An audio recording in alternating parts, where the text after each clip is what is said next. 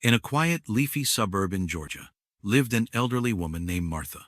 Her days passed slowly, the chirping cicadas her only regular visitors. Her husband had passed long ago, and though her children had lives of their own, she still hoped for the occasional letter or call. But her mailbox mostly offered silence. One humid summer afternoon, as Martha swept her porch, she noticed a scruffy dog limping along the sidewalk. His fur was dirty, his eyes tired. Concerned, she brought out a bowl of water and some leftover cornbread and chicken. The dog, cautious but hungry, approached. She named him Buddy. In the days that followed, Martha put up flyers, asked around, and even posted in local Facebook groups.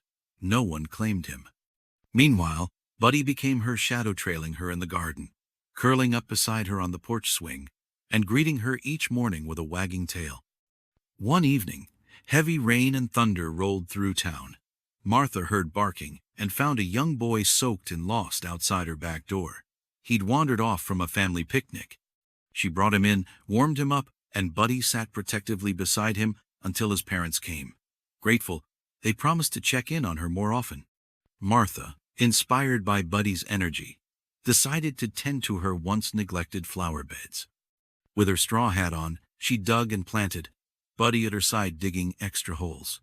Neighborhood kids walking by were curious and began helping her after school.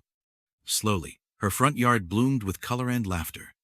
Weeks later, a couple knocked on her door. They had seen her flyer and believed Buddy was their lost dog.